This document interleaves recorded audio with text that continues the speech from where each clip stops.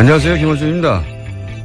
김종대 의원이 귀순 북한 병사 상태를 브리핑하는 과정에서 의료진이 기생충 등 정보를 공개한 것에 대해 환자 인권을 고려하며 문제 제기를 했습니다. 이에 환자를 수술한 이국종 교수는 모든 정보는 군 그리고 정보당국과 상의에 공개 결정된 것으로 비난은 부당하다는 반론을 했죠. 저는 각도를 좀 달리해서 이 문제를 봅니다. 과거 서구 제국주의가 동양에 대한 우월성을 확인하고 동양에 대한 지배를 정당화하기 위해서 동양을 비위생, 전근대, 야만의 이미지로 형상화했었죠. 너희들은 그렇게 미개하니 우리에게 당하는 게 당연하다.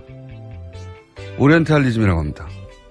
환자 인권으로 표현된 김종대 의원이 느낀 불편함의 본질은 우리 남한이 목숨을 걸고 기순한 한 병사의 기생충까지 동원해서 북한에 대한 우월성을 확인하고자 하는 그런 졸렬함에 대한 것이 아니었을까.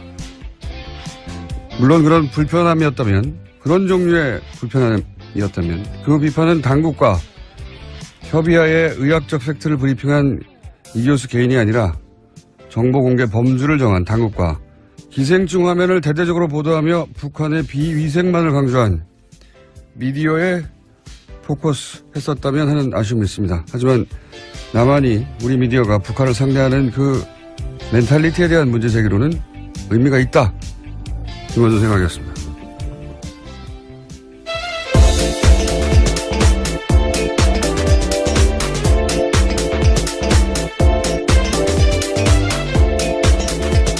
시사인의 김은지입니다. 네. 이게 이렇게까지 큰 논란이 될 줄은. 네, 계속해서 실시간 검색 순위에 있던데요. 여기 잠깐만 하자면, 왜냐면 굉장히 예리하기 때문에 제가.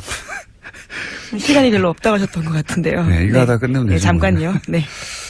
김종대 의원의 문제 제기가 이게 빛을 발하지 못한 이유는 프레임을 너무 좁게 잡았기 때문에 제가 보기에는 뭐냐면 환자 인권만으로 프레임을 잡았잖아요.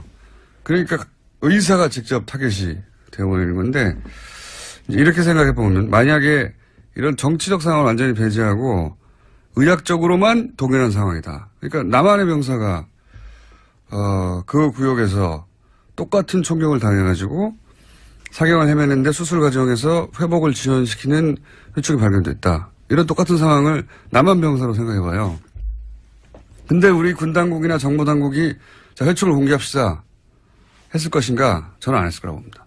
그리고 미디어가 그걸 크게 종편에서 기생충 화면을 집중적으로 띄웠을 것인가? 저는 안 했을 거라고 봅니다. 만약에 그렇게 했으면 그 남한 병사 그러면 향후 사회생활 어떻게 하라고 하냐 이런 인권 문제나 사생활 보호 문제 당연히 나왔겠죠.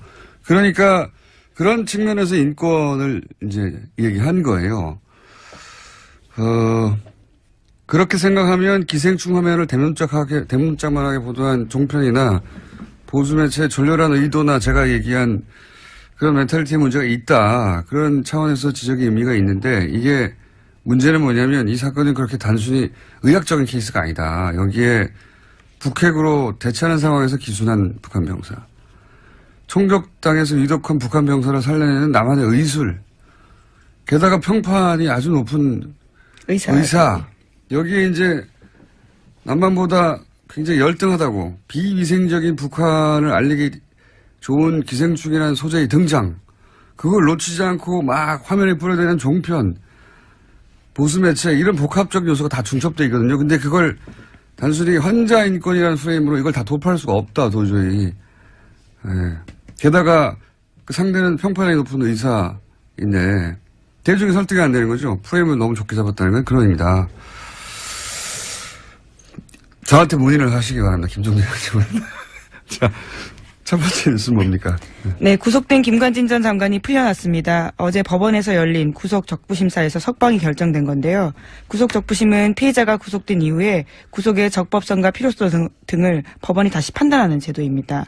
댓글 부대 관련 혐의로 구속된 지 11일 만에 그러니까 풀려나게 된 건데요.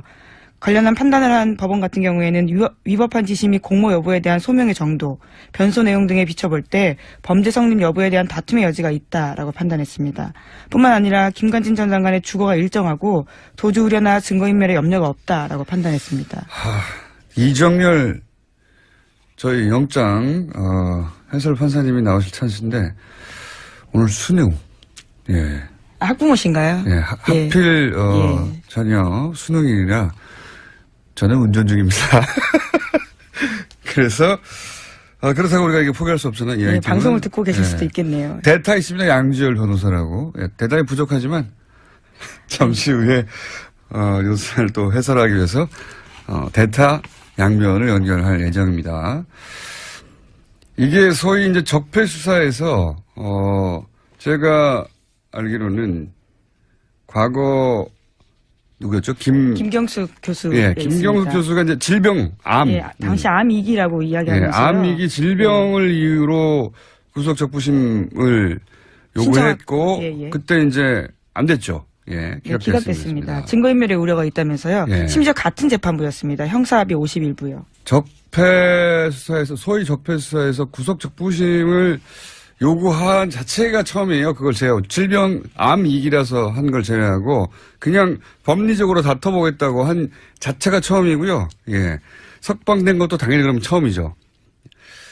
저는, 왜냐면 구속영장 자체가 굉장히 어렵게 보수적으로 떨어지고 있었거든요. 그러니까 구속영장까지 떨어졌는데 또 한 번 묻는 이런 사례가 없어요, 사례가. 그래서 저는 이걸 신청한 자체가 될 줄 알았나? 하는 생각이 들 만큼 이례적이고 떨어진 건 더 이례적이죠. 이상합니다. 대통령에게 보고하고 지시 받았다고 직접 얘기했는데 부하들은 또 구속됐거든요. 해설은 다소 부족하겠지만 왜 자꾸 부족하다 그러시는 건가요? 영장 실질심사를 안 해본 분이잖아요. 이분은. 양변과 잠시 후에 해보기로 하겠습니다. 다음 뉴스는요? 네, 어제도 박근혜 전 대통령의 세월호 참사 발생 당시에 성형시술 의혹에 대해서 말씀드렸는데요. 또 다른 성형시술 내용에 대해서 SBS가 추가로 보도했습니다. 세월호 실종자 수색이 난항을 겪을 때도 참사 이후 처음 대국민 사과를 발표할 즈음에도 박근혜 전 대통령에 대한 성형시술이 이뤄졌다라고 특검이 판단하고 있다는 겁니다. 시점은 5월 12일과 13일인데요. 비선 의료를 했던 김영재 원장 그리고 또 부인까지도 카드 사용 내역과 휴대전화 위치 기록을 바탕으로 특검이 그렇게 판단했다라고 합니다. 어제는 이제 세월호 사고 이틀 후에 적어도 이틀 후에는 시술을 하는 것이 거의 분명해 보인다는 게 특검의 조사 보고서였는데 그게 공개됐고 저는 개인적으로는 세월호 사고 당일도 미용과 관련된 일정이 있었다라고 보는 것이 그때 일정을 비워두고 있었고 미리. 네, 수요일 날 일정이 없었습니다. 그리고 미용사에게 전날 오지 말라고 통보해 두었고 그렇다면 사전에 예약된 그리고 그로부터 9일 동안 미리 일정이 안 잡혀 있었고 사전 예약된 어떤 미용 관련 일정이 있었을 거라고 강력히 추정하는 바에 있고 지금 추가적으로 나온 것은 이제 그 이후에 거의 한 달여간 수색을 하고 그리고 이제 사실 그 당시만 되돌아가 보면 전 국민이 이제 화면을 지켜보며 혹시 추가 그렇죠. 굉장히 충격받고 슬퍼하고. 그다음에 오늘은 수색을 한다. 유가족들 인터뷰하고 그리고 이제 기대 나가서 뭘 사질 않는다. 사람들이 저녁에 술을 안 마신다. 이럴 정도로 그런 상황이었는데 계속해서 수술을 했다는 거죠. 예. 네, 5월 한 달에만 비선의사 부부가 최소 5차례 방문했다라는 것이요. 특검의 판단입니다. 이해할 수 없습니다. 저는 정말. 하여튼 그런 게 밝혀지고 있는 와중입니다. 네. 다음 뉴스는요? 네, 세월호 관련된 소식 하나 더 전해드리면요. 지난 17일에 세월호 선체에서 유골이 발견됐습니다. 그런데 해양수산부가 이를 은폐했다라는 건데요. 추가 수색 여론이 형성될 것을 우려해서 일부러 그랬다라는 의혹이 일고 있습니다. 5명의 세월호 미수습자 가족들은 이를 모른 채 지난 18일에 시신 없는 장례식을 치렀는데요. 당시 유골 수습 보고를 받았던 해수부 현장수습본부의 김현태 부본부장이라고 있습니다. 이 같은 사실을 세월의 선처조사위원회에 통보하지 않았다라고 합니다. 그러면서 현장에서요. 자신이 책임질 테니 유골 수습 사실을 누구에게도 알리지 말라라고 지시했다고 합니다. 그러니까 이제 이 미수습 가족들하고 여기서 그칩시다. 여기까지만 합시다라고 다 얘기돼 있는데 또 유골이 나오니까 그럼 연장하게 될까봐 이 사실을 숨겼다는 거잖아요. 저는 이게 현장의 부본부장 정도가 내릴 수 있는 결정이 아니라고 봅니다. 예. 누가 이 결정을 내리는지 파악을 해야 된다고 생각이 들고요. 본인이 유골이 나왔는데 이제 그만하자라고 결정할 위치에 있는 사람이 저는 아니라고 보거든요. 예. 이게 이제 그래서 겨우 5일 만에 들켰잖아요. 누가 왜 이런 결정을 내리는지 반드시 파악해봐야 된다고 보고 문재인 대통령도 여기에 대해서 왜 이런 일이 벌어졌냐고 이해할 수 없다고. 그렇게 이야기했죠. 유골이 나오면 계속 수습해 가야 되는 거고 찾아야 되는 거거든요. 이걸 접어야 했던 이유가 뭔지 추가 취재가 반드시 필요한 대목인 것 같습니다. 누가 이런 결정을 내리려고 한 건지. 다음 뉴스는요? 네, 검찰이 추명호 전 국정원 국장이 이명박 정부와 박근혜 정부 때 모두 정치에 관여해서 국정원법을 위반했다라고 판단하고요. 재판에 넘겼습니다. 이와 관련해서 특히 눈에 띄는 게 우병우 전 수석과 관련된 지시인데 추 전 국장이 이석수 전 특별감찰관을 불법 사찰한 것이 우병우 전 수석의 지시로 이뤄졌다라고 결론 내렸다고 합니다. 그러면 이제 우병우 전 수석이 다시 한번 소환되고 다시 한번 구속영장 청구될 개연성이 있네요. 네, 이르면 다음 주 중으로 소환될 가능성이 크다라고 하는데요. 뿐만 아니라 최윤수 전 국정원 2차장 같은 경우에도 혐의 선상에 같이 올랐습니다. 그렇군요. 추명호, 소위 이제 최순실 라인, 전 국장의 공범으로 적시되고, 네, 공소장에 그렇게 쓰여 있다라는 겁니다. 불법 사찰의 지시는 우병우 전 수석으로부터 받았다. 예. 이번에도 빠져나갈까요? 우병우 전 수석이. 그런 뉴스가 있고요. 그 외에 양지열 변호사 연결돼 있기 때문에. 네, 하나만 더 전해드릴까요? 예, 차은택 씨가 어제 1심에서 징역 3년의 실형을 선고받았습니다. 여기에는 중요한 부분이요. 박근혜 전 대통령이 공범으로 명시됐다라는 겁니다. 사실 박근혜 전 대통령은 이제 너무 많은 혐의와 너무 많은 사안에서 공범 혹은 직접 지시기 때문에, 박근혜 전 대통령을 여전히 사랑해서 이제 여러 가지 태극기 들고 집회 하시는데 그 집회는 법적으로는 아무 도움이 안 될 것 같습니다. 자, 지금 김관진 전 장관이 구속 적부심을 통해 석방된 사안 가지고 이정열 판사님의 개인적 사정으로 연결이 안 돼서 아침에 연락했더니 대타 양지열 변호사님 연결됐습니다. 안녕하십니까? 또 그 사이 전화 끊어졌어요? 예. 기다리다가 삐졌나 봐요. 전화 연결됐다는 소리 듣고 제가 들어왔는데 다시 연결됐습니까? 예. 큰 도움이 안 되네요. 지금 30초를 까먹었어요. 변호사님? 예, 여보세요? 네. 대타가 이렇게 뭘 까먹어요? 시간을. 자, 빨리 얘기합시다. 예. 이게 굉장히 이상한 사건입니다. 예. 그죠? 정말 황당했습니다. 예. 어제 밤에 저도 보고. 예. 원래 구속적부심이라고 하는 게 변호사들이 요즘에는 청구 자체를 잘 안 하거든요. 그러니까요. 예, 왜냐면 이게 판사들이 싫어해요. 그러니까 그 구속적부심은 재판에 넘기기 전에 그 전 단계에서 그 전에 영장실질심사를 했던 판사가 영장을 내준 게 잘 됐느냐 못 됐느냐를 보는 거고 판사끼리도 서로 싫어하게 되죠. 그렇죠. 당연히. 그러니까 판사가 싫어한다는 얘기는 뭐냐면 이걸 또 합의에서 보거든요. 그러니까 일종의 항소심으로 보는 겁니다. 네네. 그러니까 이게 판사 입장에서는 아니 이 일을 전문적으로 하는 판사가 있는데 그거를 구속된 지 얼마 지나지도 않아서 기소를 하기도 전인데 갑자기 이게 잘못됐다라고 주장을 하면 당연히 판사들이 싫어할 수밖에 없고 그래서 실제로 실무에서는 중간에 폭력 사건 같은 경우 이런 합의를 받다거나 새로운 상황이 발생할 경우 몸이 많이 아프거나 부모님이 돌아가셨거나 이랬을 때만 신청하는 거고요. 저도 그렇게 알고 있는데 서울중앙지방법원 같은 경우 제가 찾아보니까 작년에 한 170건 정도 신청을 해서 30건이 조금 넘게 나왔어 인용이 됐어요. 그러니까 실제 인용률만 놓고 보면 20%인데 문제는 작년에 서울중앙지방법원에서 처리한 1심 사건이 한 5천 건이 넘어요. 그러니까 전체 사건 대비로 봤었을 때 이렇게까지 나오는 거는 5천 건 중에 33건이니까 몇 퍼센트니까 정말 계산을 미리 하셨어야죠. 거죠. 예. 계산을 제가 산수는 약해요. 근데 1%도 안 된다. 예. 그거의 문제는 대부분 그 비율이 말씀드린 것처럼 합의를 받거나 이런 사정 변경이 있었을 때지 아무 사정 변경이 없었고 김관진 전 장관이 갑자기 부모님이 돌아가셨을 리는 없잖아요. 그 연세에. 이게 말하자면 법리 10일 만에 법리 판단을 새로 했다는 거거든요. 아무것도 없는 거, 아무 변경 사항도 없는데. 그렇죠. 갑자기 조주율이나 증거인멸 우려가 없다라고 갑자기 법원이 본 거예요. 보통 이럴 경우 변호사가 해봐야 소용이 없습니다. 라고 하거나. 실제로 소용없다고 하는 정도가 아니라 예. 그러니까 양형사유에서 나중에 법원에 이른바 궤심죄에 걸릴 수 있으니까 예. 하지 말라고 합니다. 게다가 알려요. 그래서 이 적폐 관련 수사 작년부터 시작해서 저 김경수 교수가 질병 이를 이유로 그렇죠. 한번 청구한 이후로는 처음이에요. 처음. 고영태 씨는 체포 적부 심사를 청구를 했다가 기각됐어요. 예, 그건 다른 이야기고 구속 적부. 예, 하여튼 구속 적부심에 체포 구속 적부심을 넓게 크게 하나 더 보니까 그 두 건밖에 없는데 기각됐고 또 이 사건은 그러니까 그때는 암이었을 때도 기각됐거든요. 그렇죠.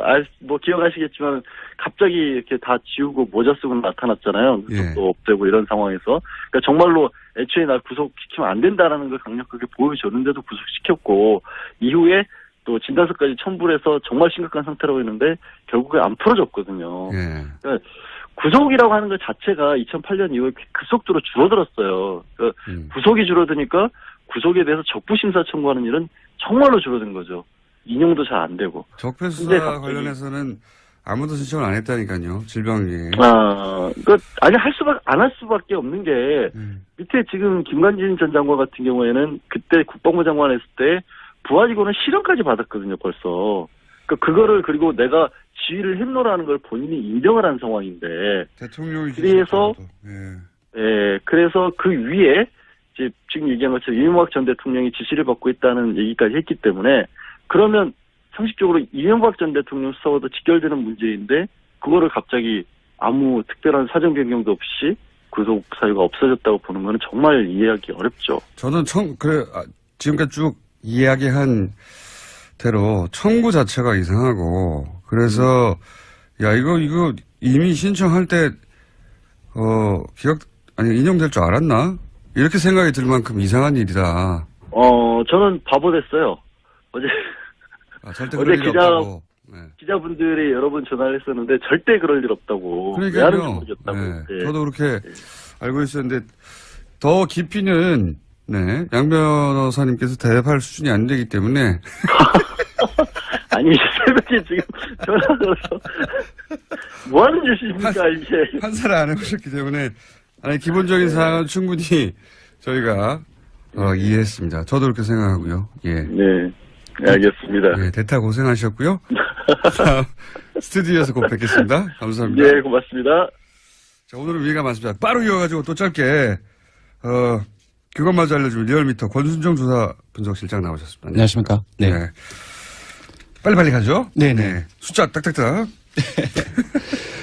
네, 대통령 지지율이 다시 올랐습니다. 1.5%포인트 오른 73.1%고요. 부정평가는 22.3%입니다.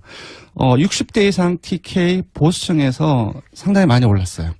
60대 이상 TK 같은 경우는 50%대였는데 60%대 올랐고요.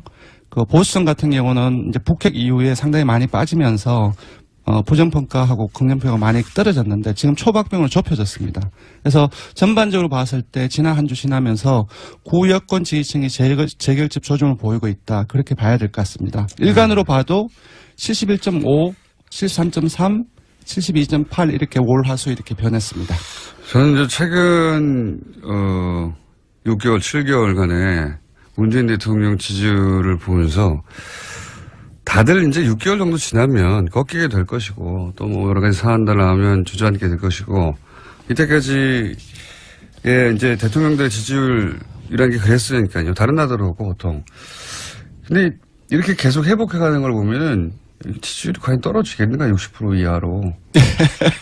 그런 생각이 들 정도로 굉장히 고탄력입니다. 사실상 모든 정부에서 이렇게 하방 경직성, 상승 경직성이 있으면 계속 떨어지기 마련이거든요. 그 라인을 봐도 이전 정부에도 계속 그래 왔습니다. 아니면 전 세계적으로 그렇잖아요. 그렇죠. 예. 지나면 지날수록 사실 피로감도 생기고. 네네.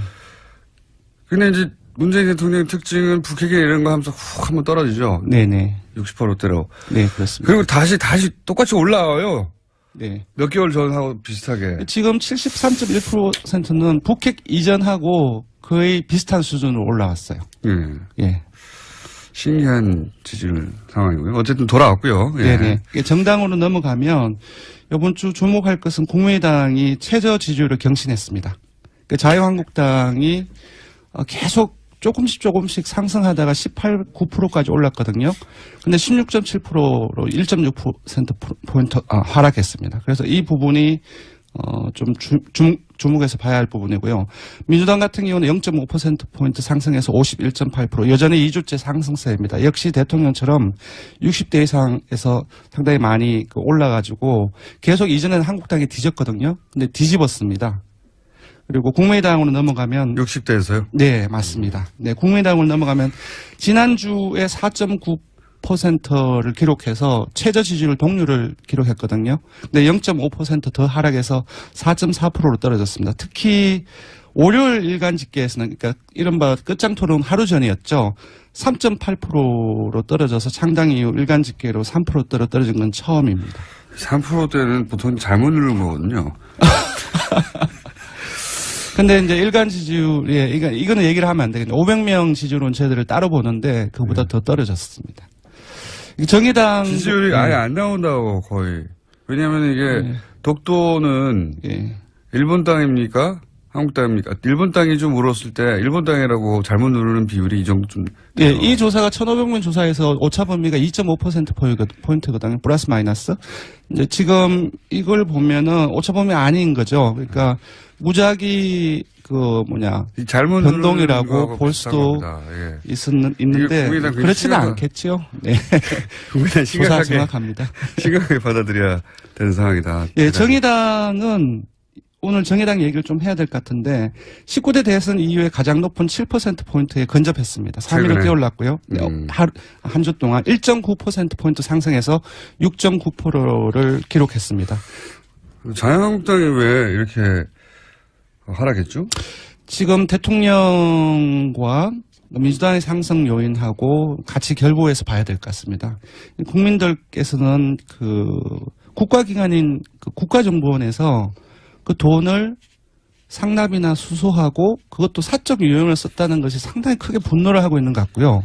그거는 이제 중도층, 진보층뿐만 아니라 9월 북핵으로 떨어졌던 보수층이나 TK 아주 전통적인 야권 지지층에서도 상당히 많은 문제의식을 느끼고 있지 않나. 이것이 또 계속 확대 생산되고 있지 않습니까? 이 부분이 가장 큰 것 같습니다.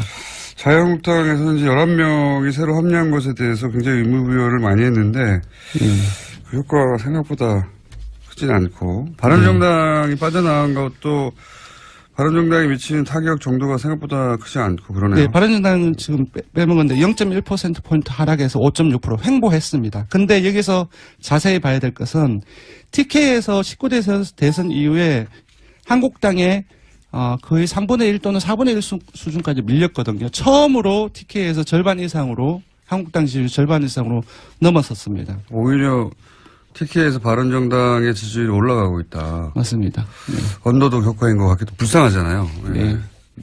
정치라는 게 이렇게 복잡합니다. 복잡합니다. 그러니까 지금 TK에서 많이 빠졌는데 빠지는 과정 속에서 민주당으로 가고 그 과정에서 바른정당 쪽으로도 일부 가지 않았나 알겠습니다. 싶습니다. 자, 이번에 간단하게 그것만 알려주마 항목을 정한 것은 포항 지진 직후에 수능을 연기했는데 그때 말들이 많았죠. 예, 일부 논란이 잘했냐 있었습니다. 못했냐 한번 짚어봤습니다. 압도적이었습니다. 잘했다는 응답이 83.6%였고요. 잘못했다는 응답은 12.8%에 불과했습니다. 자유한국당 지지층은 오차범위 안이긴 하지만 그래도 자유한국당 지지층에서도 잘했다는 응답이 우세했거든요. 자유한국당 지지층을 포함하면 모든 지역 연령 정당 지지층 이념 성향에서 잘했다는 인식이 압도적으로 높거나 대다수로 나타났습니다. 자유한국당 지지층에서는 48.8% 대 42.4%로 잘했다는 응답이 더 많았습니다. 자유한국당 지지자들은 문재인 대통령이 뭘 해도 미워서 그래요. 예. 밉잖아요. 그런데 이제 80대 이상은 80% 이상, 보수층도 60% 이상이 그 잘했다는 응답을 네. 하고 있습니다. 예. 그렇군요. 60대 이상에서도 81대 13인데 네. 자유한국당 지지자들 입장에서는 네. 거의 비슷하군요. 예. 네, 그렇습니다. 왜냐하면 60대 이상이 조금 더 넓지 않습니까? 자유한국당 지지층에 비해서. 네. 아니, 이건 뭐 자연스러운 것 같아요. 네, 원래 그렇습니다. 내가 미워하면 뭘 결정해도 미운 법이니까요. 네. 자, 조사개요 불러드리겠습니다. 예, 이번 주중 조사는 TBS 의뢰로 이번 주 월요일부터 수요일까지 전국 19세 이상 성인 1,515명을 대상으로 했고요. 유무선 전화면접 자동응답 방식으로 실시했고 표본 오차는 95% 실수 중 플러스 마이너스 2.5%포인트였습니다. 응답률은 5.7%였고요. 현안 조사는 TBS 뉴스공장 의뢰로 어제 하루 동안 실시했습니다. 성인 511명을 대상으로 실시했고 표본 오차는 플러스 마이너스 4.3%포인트였습니다. 네. 김은희 기자가 계속 타이를 못 찾아가지고 앉아 있었어요. 네, 조기 퇴근을 할 줄 알았는데 의외로 타이밍을 놓쳤네요. 사인의 김은지였습니다. 감사합니다. 그리고 리얼미터의 권순정 조사분석실장이었습니다. 감사합니다. 네, 고맙습니다.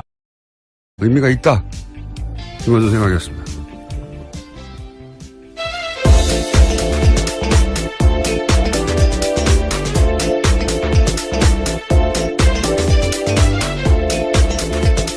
시사인의 김은지입니다. 이게 이렇게까지 큰 논란이 될 줄은. 네, 계속해서 실시간 검색 순위에 네. 있던데요. 여기 잠깐만 하자면, 왜냐면 굉장히 예리하기 때문에 제가. 시간이 별로 없다고 하셨던 것 같은데요. 네, 이거 하다 끝내면 네, 되죠. 잠깐요. 네.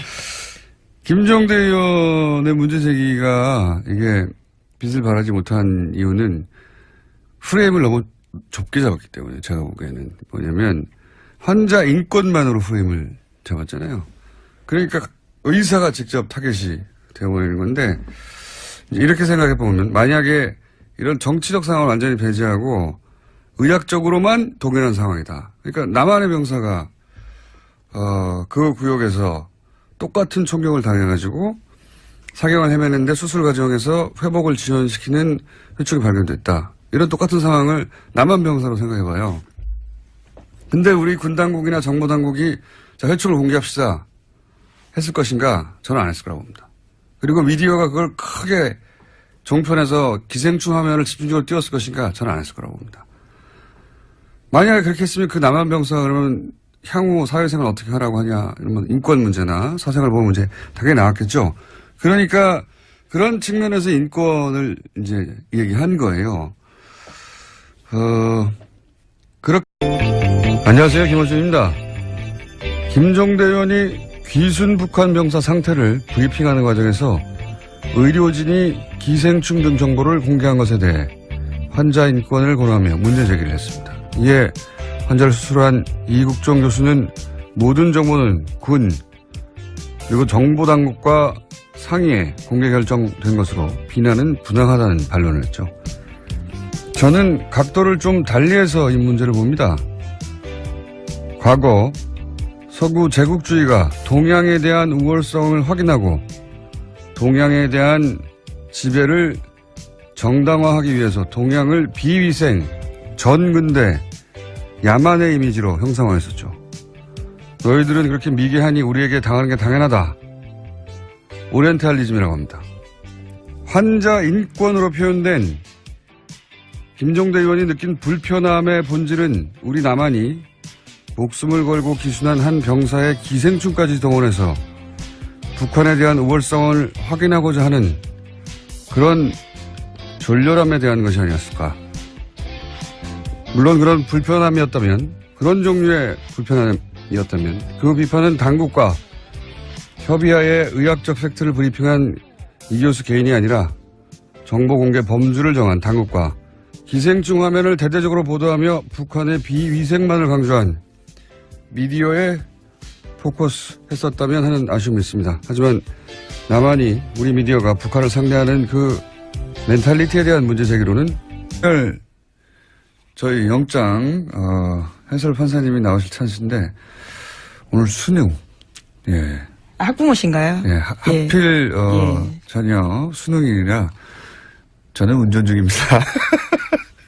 그래서 그렇다고 우리가 이게 포기할 수 없잖아요. 네, 방송을 듣고 계실 수도 있겠네요. 대타 있습니다. 양지열 변호사라고. 대단히 부족하지만 잠시 후에 뉴스를 또 해설하기 위해서 대타 양변을 연결할 예정입니다.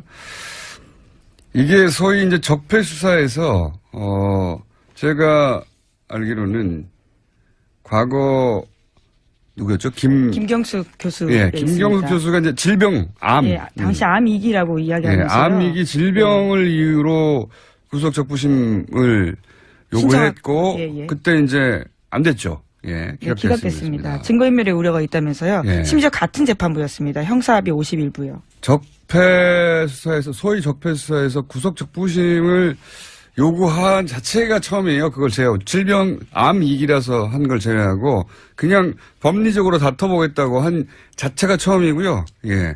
석방된 것도 당연히 그러면 처음이죠.